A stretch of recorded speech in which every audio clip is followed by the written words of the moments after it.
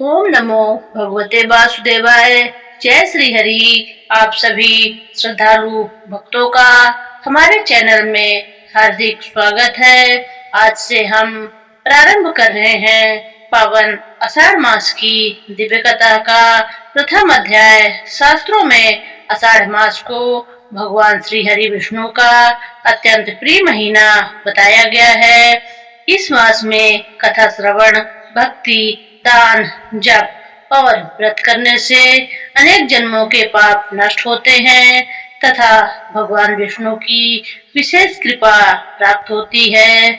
मान्यता है कि जो भक्त श्रद्धा और विश्वास के साथ आषाढ़ मास की कथा सुनता है या सुनाता है, उसके जीवन में सुख, शांति, समृद्धि और आध्यात्मिक उन्नति का मार्ग प्रशस्त होता है। कथा प्रारंभ करने से पहले आप सभी से विनम्र निवेदन है कि वीडियो को लाइक करें, चैनल को सब्सक्राइब करें और कमेंट में ओम नमो भगवते वासुदेवाय अवश्य लिखें ताकि भगवान श्री हरि की कृपा हम सभी पर बनी रहे। आइए श्रद्धा और भक्ति के साथ प्रारंभ करते हैं आषाढ़ मास की महत्तम की कथा का पहला अध्याय। एक समय परम पवित्र नैमिषारण्य में अनेक महान ऋषि मुनि एकत्र होकर यज्ञ और सत्संग कर रहे थे। वहाँ का वातावरण अत्यंत शांत, पवित्र और दिव्य था। चारों ओर हरे भरे वृक्ष, सुगंधित पुष्प और वेद मंत्रों की मधुर ध्वनि गूंज रही थी।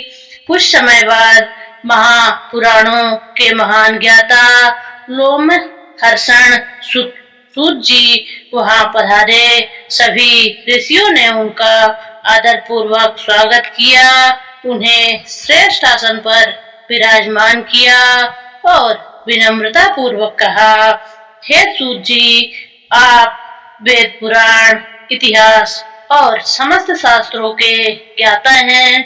कृपया हमें ऐसा दिव्य ज्ञान प्रदान करें जिससे हमारा जीवन धन्य हो जाए। हमें बताइए कि इस संसार की उत्पत्ति कैसे हुई, इसका पालन कौन करता है और अंत में यह कहाँ विलीन हो जाता है। साथ ही हमें किसी ऐसे पवित्र तीर्थ की महिमा भी सुनाइए जिसका स्मरण मात्र से मनुष्य का कल्याण हो। सूत जी ने भगवान श्री हरि का स्मरण करते हुए कहा, मैं उस भगवान विष्णु को प्रणाम करता हूँ जो संपूर्ण जगत के सृष्टि करता, पालन करता और संहार करता है। वही एक परम सत्य है। उन्हीं से यह संसार प्रकट होता है, उन्हीं में स्थित रहता है और अंत में उन्हीं में लीन हो जाता है। वे ही भक्तों को संसार रूपी सागर से पार लगाने वाले हैं।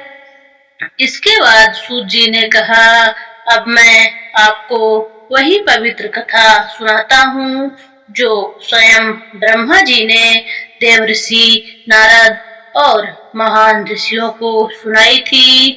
सूत जी बोले, एक समय अनेक ऋषियों ने ब्रह्मा जी से पूछा, हे प्रभु, हमें किसी ऐसे गुप्त और महान तीर्थ की महिमा बताइए जिसके दर्शन, स्मरण और श्रवण मात्र से मनुष्य के सभी पाप नष्ट हो जाएं।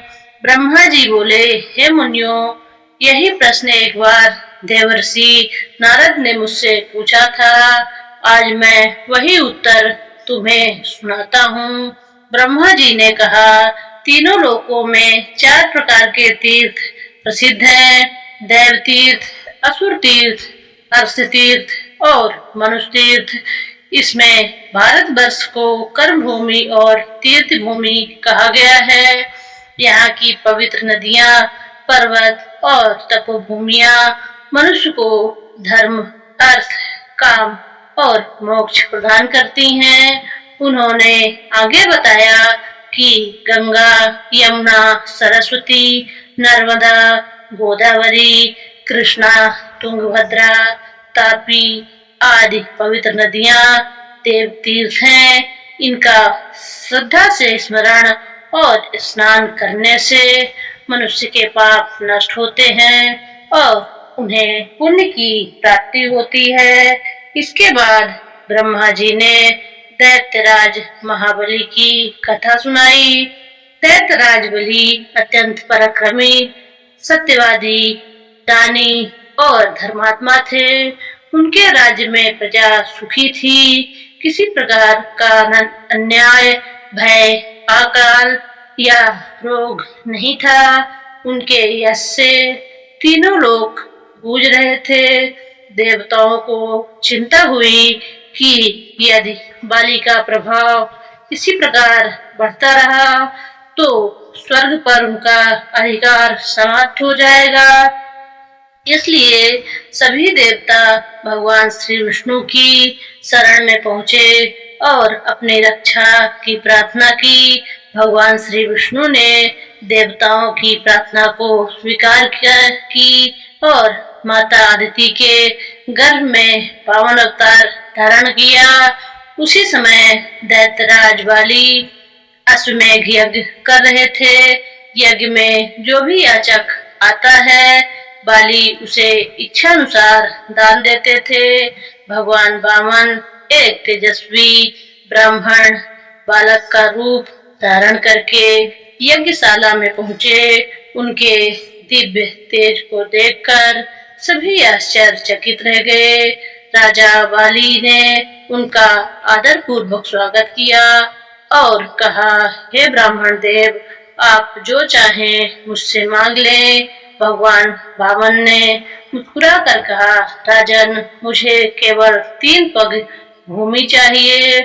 राजा बाली ने तुरंत संकल्प कर 3 पग भूमि दान देने का वचन दे दिया। तभी गुरु शुक्राचार्य ने बलि को सावधान करते हुए कहा, राजन, यह कोई साधारण ब्राह्मण नहीं है, यह स्वयं भगवान श्री विष्णु हैं। यदि तुमने इन्हें दान दे दिया तो सब कुछ खो दोगे। लेकिन राजा बलि ने उत्तर दिया, यदि स्वयं भगवान मेरे द्वार पर याचक बनकर आए हैं तो इससे बड़ा सौभाग्य और क्या हो सकता है। मैं अपना वचन कभी नहीं तोड़ूंगा। यह कहकर उन्होंने जल लेकर दान का संकल्प कर दिया। संकल्प पूरा होते ही भगवान वामन ने विराट त्रिविक्रम रूप धारण कर लिया। एक पग में उन्होंने संपूर्ण पृथ्वी नाप ली और दूसरे पग में स्वर्ग सहित समस्त ब्रह्मांड को भर लिया। फिर भगवान ने पूछा, बलि, अब तीसरा पग कहाँ रखूं? राजा बलि ने विनम्र होकर कहा, अपना सिर झुका दिया और कहा, प्रभु, अब मेरे पास देने के लिए कुछ भी नहीं बचा। कृपया अपना तीसरा चरण मेरे सिर पर रख दीजिए। भगवान श्री विष्णु राजा बलि की सत्यनिष्ठा, दानशीलता और भक्ति में से अत्यंत प्रसन्न हुए। उन्होंने बाली को पाताल लोक का अधिपति बनाया और भविष्य में इंद्र पद प्राप्त होने का वरदान दिया। साथ ही यह भी आशीर्वाद दिया कि वे स्वयं सदैव बाली के द्वार की रक्षा करेंगे। इसके बाद ब्रह्मा जी ने बताया कि जब भगवान के चरणों का पवित्र जल उनके कमंडलों में गिरा, तब वही दिव्य जल चारों दिशाओं में प्रवाहित होकर समस्त लोकों को पवित्र करने लगा। भगवान शिव ने उस दिव्य जल को अपनी जटाओं में धारण किया। वही आगे चलकर लोगों का कल्याण करने वाली पावन धारा के रूप में प्रसिद्ध हुई। ब्रह्मा जी बोले, हे मुनियों, भगवान के चरणों से निकला यह दिव्य जल केवल जल नहीं बल्कि मोक्ष प्रदान करने वाला अमृत है। जो श्रद्धा पूर्वक इसका स्मरण करता है उसके पाप नष्ट होते हैं और उसे भगवान की कृपा प्राप्त होती है। इतना कहकर ब्रह्मा जी ने अगले अध्याय में उस दिव्य जल और उसकी महिमा का विस्तार से वर्णन करने का वचन दिया। आज की कथा यहीं पर समाप्त होती है। अगली कथा अगले अध्याय में और अगले वीडियो पे मिलेगी। आज की कथा समाप्त हुई। धन्यवाद।